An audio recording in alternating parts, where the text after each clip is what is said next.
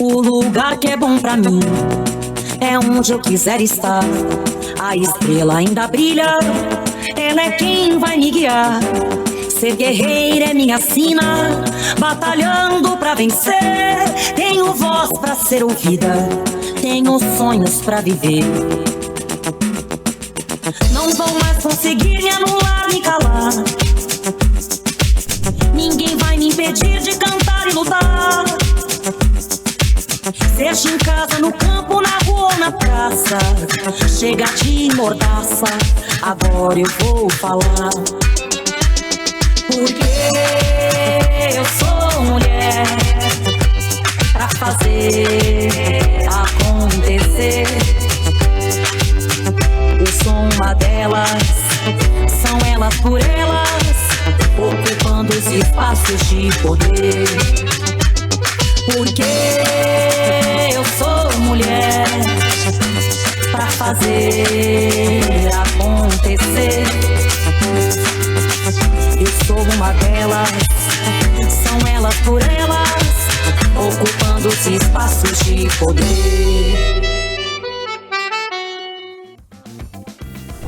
Esta semana discutimos sobre mulheres e a política brasileira e hoje preparamos um resumo daqueles com os pontos mais importantes. Bora ver?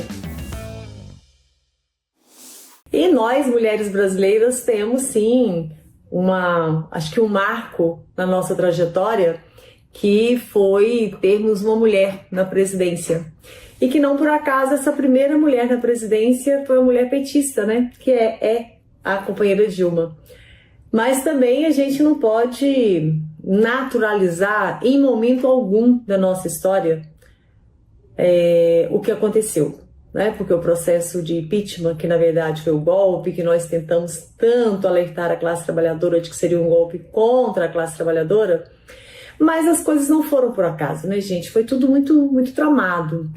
E aí, mas também a gente tem que considerar aqui que o Brasil, a nossa república, ela data aí de 1889, então nós tivemos que esperar, e não foi esperando, foi lutando muito, muitas e muitas mulheres nessa luta, para chegarmos à presidência, nessas 100 anos depois que nós tivemos uma mulher na presidência.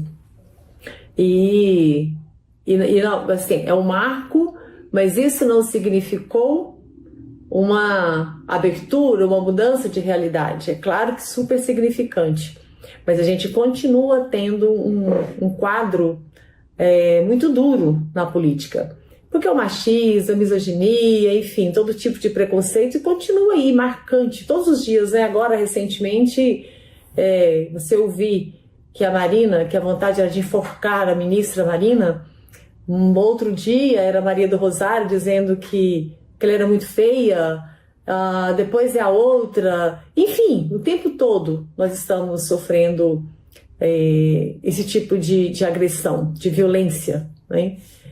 E 100 anos para termos uma mulher na presidência, e isso assim pra gente coloca consequências, porque vai naturalizando o que fica na cabeça, na mente, no pensamento, no coração das nossas meninas, é de que a política não é mesmo lugar para nós. Isso, de certa forma, passa como um recado, assim, é uma coisa que vai sendo imposta naturalmente para as mulheres. E isso que a gente não pode mesmo permitir. Então, temos vários movimentos históricos ao longo da vida e que continuam, e nós sabemos muito bem a força da mulher em todas as ações, sabemos qual foi o papel, o tamanho desse papel das mulheres para a reeleição do presidente Lula em 2022, né? Sabemos perfeitamente onde estivemos e toda a nossa atuação. Vale destacar que também o papel muito determinante aí da imprensa, que nunca esteve do nosso lado e naquele momento foi sabe, aquela coisa o tempo todo em todos os noticiários, né? E o que é importante destacar disso? Que o fato de ser uma mulher era uma imagem, assim, na minha avaliação teve ali uma decisão, o caminho mais fácil que eles encontraram foi exatamente de explorar essa condição de ser mulher, né? De ser a presidenta ser uma mulher. Então foi trabalhando tanto para as questões econômicas, mas colocando de uma fragilidade por ser mulher. E aí a gente sabe, e aí detalhe, né? Quando endurecia um pouco, é porque era desequilibrada, porque era autoritária, porque tem isso, nós mulheres, para sermos competentes, a gente precisa adotar uma postura para sermos respeitadas como competentes, né, gente? Adotar uma postura que muitas vezes ao homem não é exigido, né? E também quando o homem tem uma postura mais, digamos que mais firme, é visto como firmeza, né? Como alguém que tem pulso. Agora, se somos nós, aí lascou-se. Aí, se somos nós, é porque somos autoritárias, somos arrogantes, a gente quer se impor. Então, há uma distorção total, um tratamento totalmente diferenciado aí nas posturas. O que apresenta Dilma sofreu muito com isso, que eu tenho certeza que todo mundo que está aqui nos assistindo e acompanhando conosco está se lembrando disso, né? Quantas e quantas vezes nós ouvimos esse tipo, inclusive entre os nossos, né? Dessa coisa da dureza, do autoritarismo. Mas é isso, nós mulheres, por onde andamos, se a gente quer que nos olhem com certo respeito, parece-me que a gente precisa adotar uma postura assim, que tem que ser mais dura, mais radical, né? E de lá para cá, a gente viu que o golpe não foi só na presidenta Dilma, né? O golpe, ele foi em todos nós, foi o golpe na democracia, e a democracia, ela é a mãe, né, de todos os direitos. E aí, depois disso, nós vimos os direitos trabalhistas serem atacados através da reforma trabalhista, os direitos previdenciários, os direitos sociais, mas principalmente o direito das mulheres, né? A violência contra as mulheres aumentou muito de lá para cá, a misoginia, os casos de feminicídio, né? Você tem aí também, é importante falar que a violência de gênero na política aumentou bastante, as candidatas sofrem muitos ataques, principalmente quando são de esquerda, e não só durante a eleição, né? Quando eleitas, até mesmo dentro ali de uma Câmara Legislativa, da Câmara Federal, né? Pelos próprios colegas, são interrompidas nos seus discursos, né? Outro exemplo de violência de gênero na política que nós tivemos foi o caso que chegou ao extremo da vereadora Marielle, que foi assassinada, né, em virtude da sua atuação política, e que tem até deputados sendo investigados por isso daí. Então, o reflexo disso é a subrepresentação que nós mulheres hoje temos na política, né? No Congresso nós não chegamos nem a 15%, quando na população nós somos 51% das mulheres. Numa última pesquisa feita pelo DIEESE, as mulheres chefiam, né? Eu não gosto muito dessa palavra, vamos colocar assim, lideram 52% dos lares, né? Mas estamos subrepresentadas no parlamento. Então, isso tem reflexo, porque na hora de se discutir políticas públicas para as mulheres, a gente não tem a força que necessitava para a aprovação dessas políticas, ou mesmo assim, quando elas são aprovadas, como a Política Nacional de Cuidados, não tem o orçamento para poder executar, né? E aí você não tem recursos para poder implementar essas políticas de forma que na ponta elas tenham aí o resultado esperado, como na questão da Lei Maria da Penha, que você não consegue ter as delegacias especializadas, a compra das tornozeleiras, né?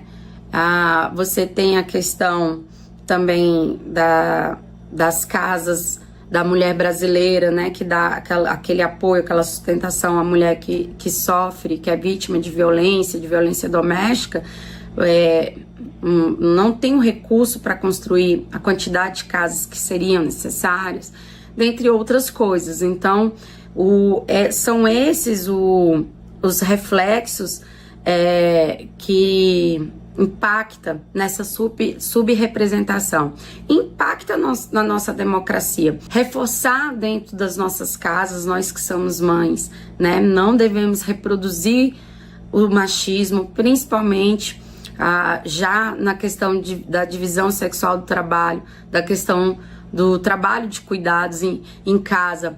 A responsabilidade do cuidado tem que ser de todas as pessoas que moram dentro da casa, tem que ser de toda a família. Então você não pode destinar que as atividades, as tarefas domésticas seja uma responsabilidade da filha, da menina, e o filho não. Isso tem que ser aprendido desde casa, né? A sociedade pode se organizar também, né, na promoção de debates, de ações que reconheça essa igualdade de gênero, as empresas promover campanhas, né, de valorização do trabalho feminino e também da igualdade salarial, de oportunidades. E na política a gente tem que começar a fazer o dever em casa, que é o respeito às cotas. Os partidos têm que não só destinar as cotas, mas tem que respeitar os recursos que são para as candidaturas femininas e não pegar aquele recurso, né, e levar para as candidaturas masculinas e depois pedir anistia, como a gente viu aí, os partidos foram anistiados e as mulheres ficaram prejudicadas. Criar mecanismos legais e institucionais para erradicar essa violência. Os casos que são denunciados, eles têm que ser apurados com responsabilidade, com rigor, e o comprovado assédio, os assediadores, eles têm que ser punidos, porque tem que ter a punição para que outros não venham cometer esses assédios e violência. E o apoio às mulheres que foram eleitas, né? Ali de ajudar no seu mandato, de combater a misoginia, a violência que elas enfrentam. Acho que isso é um dever dos partidos, mas também de nós como sociedade. Apesar dos avanços significativos que nós tivemos no Brasil na última década sobre as políticas para as mulheres, sobre ações afirmativas no mundo da política, a participação feminina ela ainda é atravessada por essas desigualdades, esses obstáculos. Portanto, eles precisam ser debatidos e nós precisamos de estratégias coletivas para poder enfrentá-los, né? A presença das mulheres na política ela é resultado de uma longa luta por direitos. No Brasil, o direito do voto feminino foi conquistado apenas em 1932, ou seja, nós não temos 100 anos que as mulheres têm o direito ao voto no Brasil, após uma forte mobilização das mulheres. Desde então, nós tivemos avanços importantes, mas a subrepresentação das mulheres nos espaços de poder ainda é uma realidade. Mesmo sendo a maioria da população e também do eleitorado brasileiro, as mulheres ocupam um número menor de cargos políticos, o que reflete tanto os desafios estruturais que nós temos, como também os desafios culturais que nós vivemos no Brasil. Exemplo disso é o conjunto de mulheres conservadoras que ocupam hoje, a partir das ações afirmativas e da luta de quem luta pela emancipação das mulheres, conquistou, mas apresentam no ambiente público uma pauta política que visa regredir, né, nos direitos de emancipação das mulheres, inclusive pautando a submissão feminina como uma plataforma política. O eleitorado e candidaturas entre 2016 e 2022 de mulheres representaram em média, que hoje representam em média 52% do eleitorado brasileiro, foram apenas 33% das candidaturas que nós tivemos no Brasil. E veja bem, chegamos a 33% porque é obrigatório por lei a cota de 30% de mulheres nas chapas desde 2019, né? Ainda que muitas das agremiações partidárias apresentem chapas que têm tido sucessivas análises, sucessivas investigações por parte da Justiça Eleitoral sobre a qualidade desse cumprimento, já que nós tivemos um número enorme de chapas cassadas no Brasil por fraudar esses 30%. Ou seja, mesmo essa quantidade pequena de representação de mulheres nas chapas não é respeitada na prática, muitas vezes por chapas partidárias. Contudo, nesse período, nós conseguimos avançar em mais 50% da representação, do aumento de mais 50% da participação das mulheres efetivas na Câmara dos Deputados, por exemplo, onde nós pulamos de 10 antes do financiamento, da obrigatoriedade do financiamento para esses 30% de candidaturas, para 15%. Nas eleições de 2022, foram eleitas 91 deputadas federais, aumentando a representação feminina na Câmara dos Deputados para 17,7% das cadeiras das 513 cadeiras presentes. No Senado, a ocupação de 12 das 81 cadeiras corresponde a 14,8%. Então, pouco mais de 15% que nós temos hoje de representação representou mais de 50% do que nós tínhamos, de aumento que nós tínhamos até essa transformação no ambiente legal, né? Se nós formos falar do poder executivo, mulheres governam 12% dos municípios brasileiros. Se nós formos colocar um componente racial, já que a maior parte do eleitorado da população é negra, esse número cai bastante, vai para 4%, né? Então, essas desigualdades, elas realmente, estruturais que nós temos no Brasil, elas realmente impactam significativamente no que nós temos da real representação da sociedade versus a representação dos espaços de poder institucionais. Foi de 1% a porcentagem de mulheres negras eleitas para cargos de deputadas estaduais das Assembleias Legislativas de 2014 e 2018. Eu, inclusive, em 2022, fiz parte desse processo e faço parte desse processo histórico.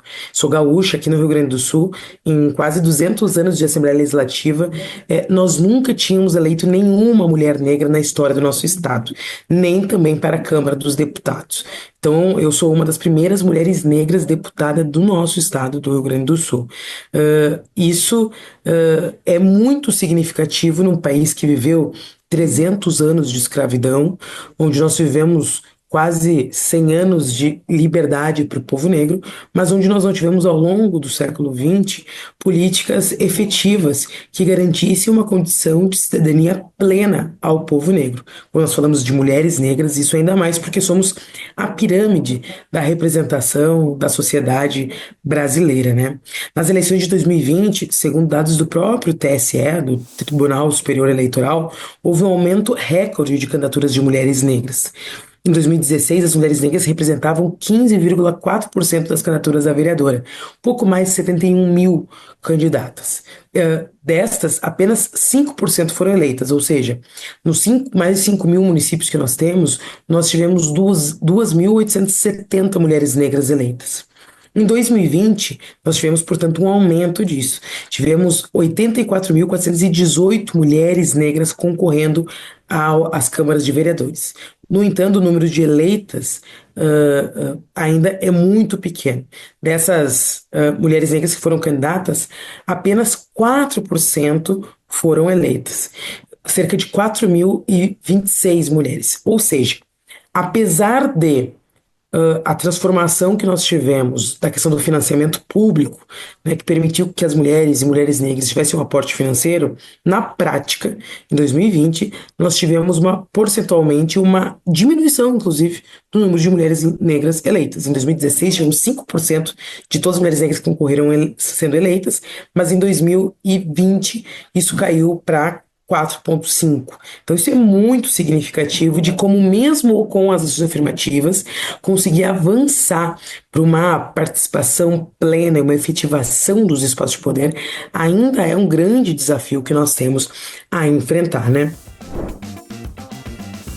Fique com TV Elas por Elas Formação, que semana que vem tem mais. Na segunda-feira, eu te espero.